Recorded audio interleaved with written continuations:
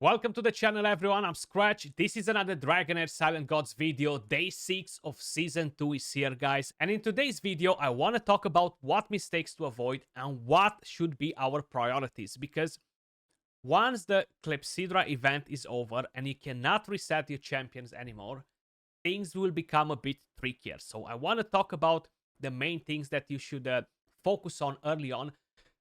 Season 2 will move at a faster pace compared to Season 1, guys. Mainly because you don't have to explore the entire map. You don't have the content as gated as before. You still have the gate there, but it feels like it moves in a different way. And just for the simple fact that you played Season 1, you have more champions available. You are a bit more experienced. And because you have more champions available, it's much easier for you guys to move into dungeons, into Goblin, into Vortex, because you kind of like have an idea of what you should do, you know, and that actually benefits you a lot. So think about this video kind of like a beginner guide for people that play the game already, so not really beginners, you know.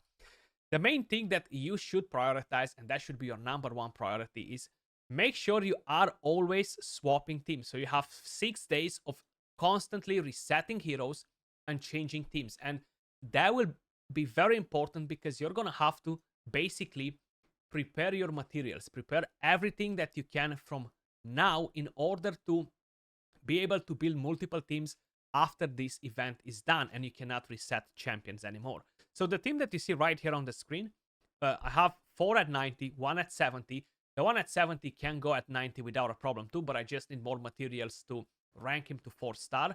And this is the team that I'm running on the Goblin. So I just wanted to show you this as well, because the number one priority as a team, once this Clepsydra Torrent event is over, should be to have the best possible team for the Goblin. Now, of course, for my account, this is not the best possible team, but I am showing you an example of some more accessible teams, champions that will farm stage 5 of Goblin 2 with at least 2 stars, okay? Without using too many legendary artifacts as well. I am using one of them on my Flurbard because I have it and it's kind of like a no-brainer. And some of you guys will have one, or if not, you're gonna get one shortly, you know. If you are doing a good Goblin team, that will enable you to quickly farm other heroes at higher levels. So if you're gonna do one full refill of stamina, 120 stamina on Goblin 2 stage 5, and let's just say with at least 2 stars or so, you're almost getting one champion at level 90. Almost, okay? Very close to it. So that's a massive, massive advantage because you're going to be able to build teams like this after. So once you're going to be able to do that, of course, you do need to have materials to rank them up as well. And the main issue that you will encounter is the elemental affinity, right? So you're going to need to have teams to beat the opposite elemental affinity so you can gain the materials from there. So I feel like maybe it's a mistake from my side, or maybe it's not a mistake, maybe it's a good thing that I've done it, but I have enough materials to swap teams like this to level 90, except the fire and the necrosis, because I'm not really prioritizing that. But if I want to make a full poison and lightning team at level 90, I can do it. If I want to make a full frost and radiance team at level 90, I can do it, you know. So I feel like that's definitely very good for me because right now the reset will go. I cannot reset teams anymore to go and farm the domains. So I can just farm Goblin, okay, and just catch up on the heroes. I feel like more or less it's kind of like the same. Either you do this now and you farm Goblin later, either you farm Goblin heavily now and then you're ready to do your second team and you can farm the domains later. I feel like it's pretty much the same thing, more or less, actually. But the Goblin team should be the main thing that should stay. I wouldn't stress too much with the Vortex just yet, guys. So if we're quickly gonna head over to the Vortex, sorry, my bad, we clicked on the wrong thing. You need to reach level 25 in order to gain access to difficulty 3. Now on difficulty 2, yesterday I was doing 5+ something million damage. Today I'm definitely going to do more because I have level 90 heroes. I have higher level on my artifacts, if I'm not mistaken. I think it changed since yesterday. We can equip runes on some of the heroes. Of course, we only have access to one of each, so make sure you head over to the camp if you haven't done it just yet, to the cart, and purchase the runes from here, guys. very, very important to get them as well, you know, because you're gonna have one for each elemental affinity to start with, and that will be game changing. Now, before, I've already found some epic gear. Today we unlocked the epic forge, so I was already able to do roughly 30 epic pieces. But as usual, my luck kind of sucks, and I got literally nothing good. But maybe we'll get something good right here. HP gloves, okay, not too bad. Crit rate, we could use that, and another HP, and okay. Let's just say we got a couple of decent pieces in there that we can use now. The problem that we have right now, which is weird, is that the Heretical Ruins only opens tomorrow. So we need to reach level 22, and that will open tomorrow. And you kind of want to have a team prepared for it as well, and you kind of want to have a team for the other dungeons. So once you're doing your team for the Goblin, you're keeping that, the reset ends. Then you want to be prepared, guys, for the Grave of Venom and the Heretical Ruins. Now, the good part about it is that most of the teams work on both of them. So the Grave of Venom, it is a bit different. You kind of like need to have 2 tanks or a tank and a healer. I've already done a guide on it. And then the Heretical Ruins didn't change that much either, you know. So we're only going to get this tomorrow. Journey reaches level 22. And if you are doing everything right, once you reach day 7 in season 2, which is tomorrow for me, you should be able to have more or less 2 teams ready to rumble, you know. You might not be able to completely obliterate these dungeons and farm them like crazy tomorrow as free to play, because you won't have enough stamina, but at least the team should be ready. And the good part is that you don't need to go in and build a 5-man elemental affinity, because that thing doesn't exist at the moment, guys. The elemental affinity at the moment is only a 3-man, because this is not active. This will get active only later on, once we're gonna get to activate it on the Psychic Core. I feel like it takes us 3-4 weeks, if not longer. So the only thing that matters right now is a 3-man elemental affinity, and the other 2 heroes can be wherever.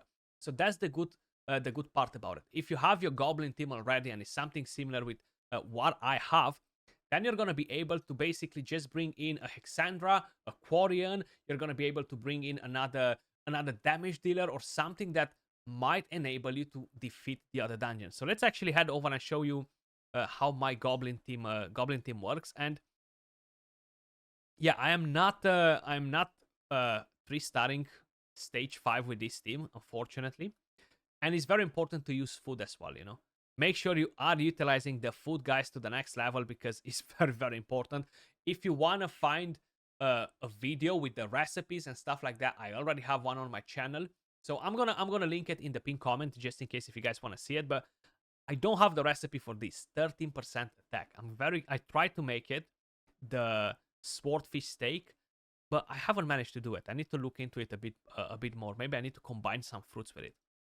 So we're using that as an aura. We're gonna use the attack aura. It's kind of like a no-brainer. You're gonna get that from Yola if you have it.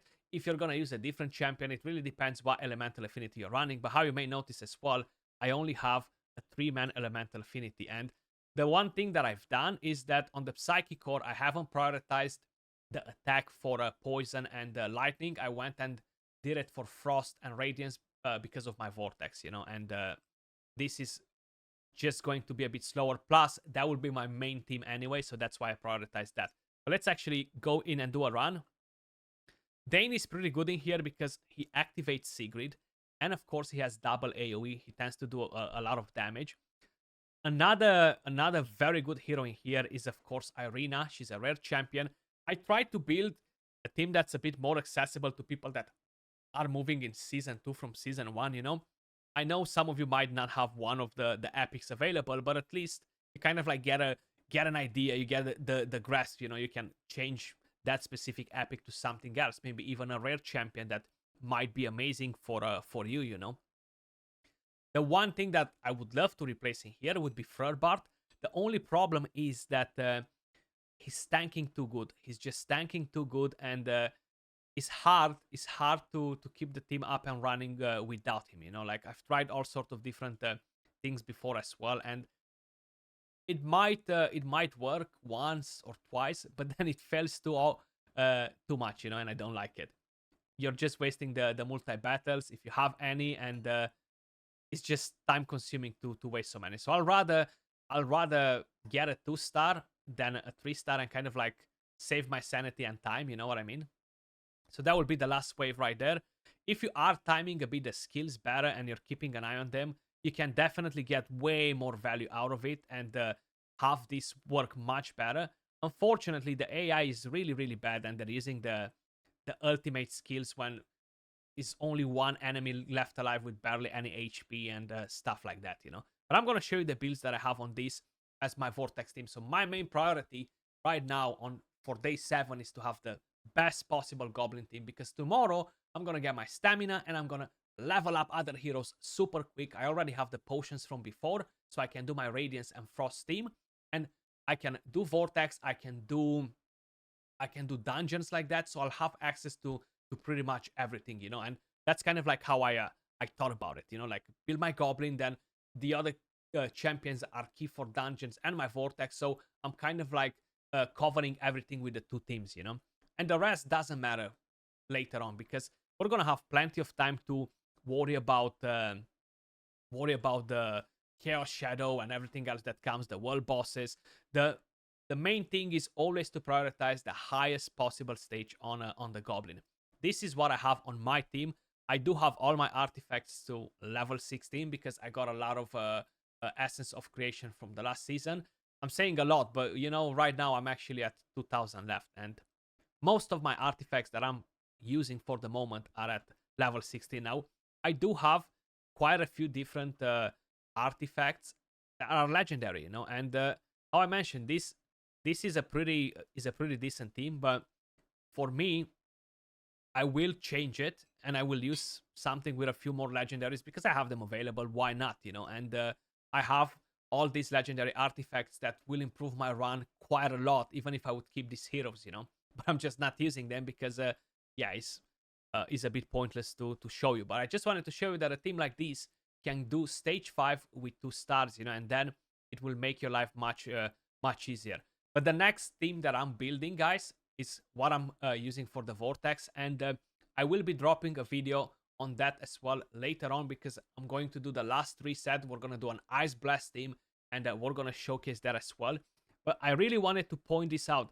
There isn't much else that I can kind of like advise you for the start of Season 2, guys. Do your campaign, make sure you're doing your dailies, use your stamina wisely, put a bit of work into it, you know, like you do need to put a bit of time, a bit of work into it, retry some of the stages. Yes, I'm not trying to be number 1 on my leaderboard. At the moment, I'm a rank 117, and I missed one day of Vortex, okay? I missed one day of Vortex because I fell asleep with the phone in my hand. I tend to do that all the time. I've done it last season so many times and was so crucial to do it for the world bosses, but I was like, yeah, whatever. And the one thing to keep in mind, the Vortex gives you barely any Echo F Clepsydra. So the main Echo F Clepsydra that you'll be getting will come from the Chaos Shadows and the Resurgent boss, whatever we're gonna have the end game. That will be the big numbers that will put you in the high rank, you know. So don't stress too much about the Vortex in the first 1-2 weeks, you know, like do that slowly. You should prioritize the rest to be able to get better gear, build your teams faster, because when the Chaos Shadows are opening, you want to have as many possible teams, you know. So with this, just take it easy for the moment. Don't stress about it too much, you know, with the Vortex and the rest. This should be your main priority. But let me know in the comments down below if you agree or you disagree. You might have a different recipe to succeed in Dragonheir Silent Gods. Appreciate every single one of you guys watching, and I'll catch you all in the next video. Peace.